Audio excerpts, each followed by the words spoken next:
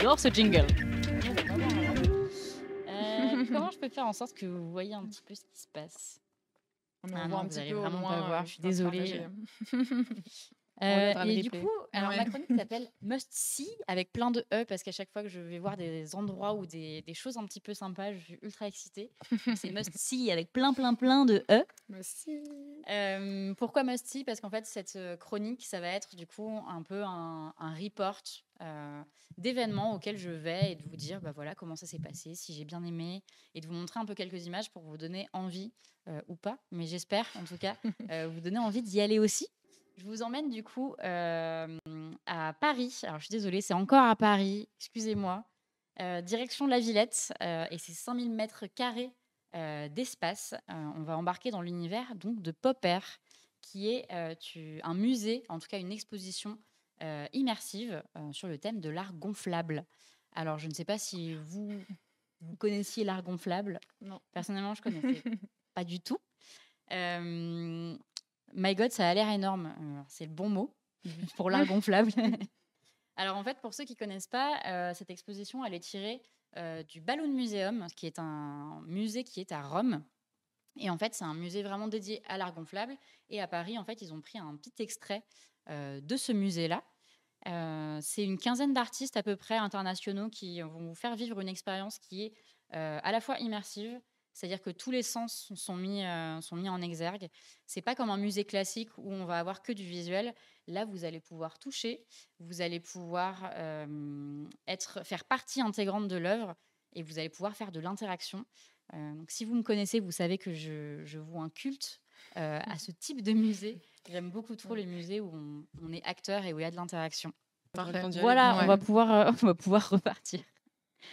Voilà, du coup, dans le chat, ça se moque de moi. C'est toujours les mêmes qui se moquent. Alors, du coup, je reprends. Donc, du coup, on a une quinzaine d'artistes internationaux. Et donc, vous avez vu. Alors, c'est pas une piscine traditionnelle, c'est une piscine à balles. Donc, vous pouvez vraiment plonger dedans. Encore mieux. Donc, ça, c'est incroyable. Ça s'appelle Hyper Cosmo et je vous parlerai des artistes juste après. Mais voilà, comme vous pouvez le voir, là, c'est du coup notre super régisseur technique qui plonge dedans. Mais voilà, donc c'est vraiment un musée où vous pouvez faire plein de choses, vous pouvez plonger, vous pouvez toucher. C'est un musée qui est complètement Instagrammable. C'est-à-dire que c'est fait pour que vous preniez en photo dedans. Ça s'inscrit vraiment dans la lignée des musées Instagrammables, vraiment. C'est pas trop Instagrammable du coup, non? Un peu trop Instagrammable, justement, j'allais en venir. C'est vrai que du coup, les personnes sont autorisées et même vraiment invitées à prendre en photo le lieu. Ce qui fait que du coup, énormément de gens vont en partager sur les réseaux sociaux. Donc, il y a plus des centaines de milliers de partages. Ce qui fait qu'il y a une affluence qui est d'autant plus forte. Mais cela dit, c'est vraiment trop bien. Il y a même dans l'exposition, ils ont mis tout un secteur qui s'appelle la Balloon Street, où vous avez des box avec des décors en ballon, spécialement pour vous prendre en photo. Alors, il faut accepter de faire une petite queue pour prendre des photos. J'avoue, je l'ai fait. Si vous voulez changer votre photo de profil, c'est plutôt pas mal. Mais il y a des choses vraiment chouettes. C'est plein j'allais dire d'acteurs, mais d'artistes, tout simplement. Oui, c'est plusieurs artistes quand même différents. Après, Ouais. Il y a, je crois que à chaque fois, il y a une quinzaine d'œuvres. À chaque fois, c'est un artiste différent. Il y a des choses vraiment qu'on peut pas trop toucher. Il y a des choses vraiment on agit. Du coup, c'est vraiment chouette. Mais est-ce que du coup, quand tu y vas, avec toutes les photos que doit y avoir sur Instagram, tu vois encore des choses c'est ça. Quand je me dis trop Instagram, c'est Ouais. dans ce sens-là où en fait. C'est un peu ce qui me faisait peur. C'est un peu ce qui me faisait peur. J'avais peur d'avoir tout vu. Alors, j'ai fait exprès non plus de pas trop me spoiler. Mais en fait, vu qu'en photo, tu as juste le visuel. Quand tu y es, tu as le côté immersif, tu as le son, tu as les couleurs, tu as le toucher. Du coup, l'expérience, elle est complètement différente. Donc, même si ça vous paraît, même si vous avez vu plein d'images, là, je vous ai pas tout mis justement, j'ai fait exprès, mais même si vous avez vu plein d'images, ça reste très différent quand vous y êtes. Et du coup, je vous laisse un petit peu sur ces images-là, mais il y a pas mal de choses. Je vais vous faire un petit topo sur certains des artistes qui étaient présents à ce musée-là. Quand vous êtes dans le musée, vous pouvez vraiment, il y a des QR codes un petit peu partout pour en savoir un peu plus sur l'œuvre et sur les artistes. Ce qui n'est pas du tout le cas sur le site de Popper. Le nom des artistes n'est absolument pas nommé. ce que je trouve un petit peu bizarre. Et là, par exemple, la vidéo que vous pouvez voir, c'est une pièce où là, c'est vous qui êtes acteur vraiment de ce qui se passe. Donc, c'est un ballon immense avec des petits picots et au bout des picots, vous avez des fusains. Les murs, à la base, ils étaient totalement blancs. Et en fait, c'est les fusains, quand vous allez toucher la balle et la faire venir sur les murs, qui va dessiner, ça va faire un peu des gribouillis au mur. C'est assez drôle. On s'éclate quand même pas mal. C'est un truc assez bien. Je vous conseille d'y aller en semaine. Tout simplement parce qu'il y a un peu moins de monde. C'est un peu moins cher aussi. En semaine, c'est plus cher le week-end. C'est pour réserver en avance. Alors, ouais, c'est mieux de réserver à l'avance. Après, moi, je sais que j'y suis allée un vendredi après-midi. Il y avait vraiment personne. Il n'y a pas eu besoin de faire la queue ou quoi que ce soit. C'était agréable pour passer. Donc non, vraiment, c'est chouette. On me demande si c'est à Paris. Oui, c'est à La Villette, à Paris. Donc voilà, c'est vraiment chouette au niveau de l'interaction. Et pour ce qui est des artistes, je vous en ai choisi 3. Le premier, c'est Quiet Ensemble, qui ont fait justement cette piscine à balles, qui est assez incroyable.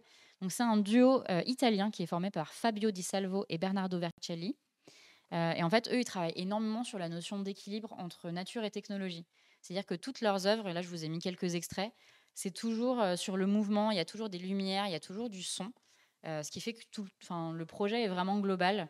Ils ont des projets aussi qui sont très poétiques. Ils font des installations à la fois pour des expositions et à la fois pour des musées. Et ils ont fait notamment, il n'y a pas si longtemps que ça, une installation pour le Salone del Mobile. Peut-être que tu connais Del Mobile. Je ne sais pas si tu es déjà allé. Non, jamais, mais c'est à Milan du coup. Ouais, c'est à Milan. Ouais. C'est comme salon, maison et objets du coup. C'est ça, ouais. C'est l'équivalent de maison et objets à Milan. C'est vrai qu'il est pas mal réputé comme salon. Donc voilà, donc il y a ce duo-là. On a aussi le studio Enes, je ne sais pas comment on prononce, je suis désolée, qui font ce type d'installation que vous pouvez voir à l'image. Alors eux, c'est un studio qui a été fondé en 97. Et eux, vraiment, ils appuient tout sur la technologie. Donc ça va vraiment être généralement des lumières. Et il y a toujours de l'interaction. Et leur but, je cite, c'est d'apporter de la joie, du bonheur et de la beauté dans les lieux du quotidien. Donc, par exemple, là, ce que vous voyez à l'image, c'est un hôpital dans lequel ils ont fait intervenir de la technologie pour que les enfants, quand ils attendent soit leurs parents malades ou quand eux-mêmes peuvent se balader, ils ont des choses à faire. C'est pas des murs blancs un peu tristous. Il se passe des choses. Donc, je trouve que le principe est quand même vachement bien. Ça montre aussi que la technologie, c'est pas toujours un truc dénué d'empathie, comme on peut le croire souvent. Et ils ont fait ces installations-là que vous voyez avec des petits yeux qui bougent en fonction du son et des lumières. Donc eux, c'est la première œuvre que vous voyez en arrivant à Paris. Et le dernier groupe dont je voudrais parler, c'est Motore Fisico. Je ne sais pas du tout comment on prononce. Encore une fois, j'ai un accent italien vraiment horrible. Eux, ils sont designers d'espace et artistes. Et pour Popper, donc l'exposition de Paris, ils ont fait une œuvre qui s'appelle Neverending Story. Et eux, ils jouent énormément sur l'optique, c'est-à-dire que ça va souvent être des jeux de profondeur où on ne sait pas trop si c'est infini ou pas. Et à Paris, le projet, donc c'est des balles à l'infini avec des miroirs. Et du coup, toi, tu te vois dans le miroir, en même temps, tu vois ces balles, et du coup, tu as une impression presque de vertige. Donc du coup, encore une fois, même si là, il n'y a pas d'interaction physique, l'interaction se fait par l'optique parce qu'on est un peu happé dans ce truc-là. Donc voilà, il y a vraiment de belles choses.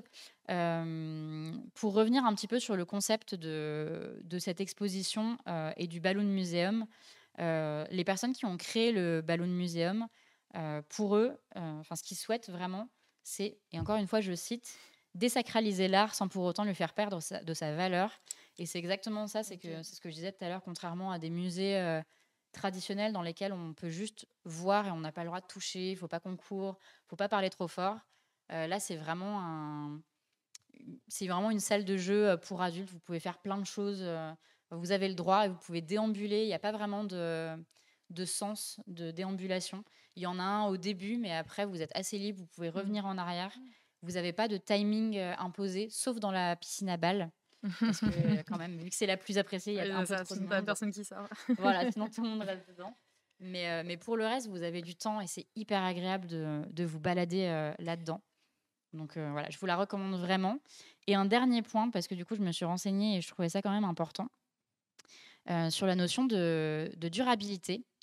Quand on voit du coup tout ce plastique, on peut se dire que c'est un petit peu galère au niveau de l'écologie.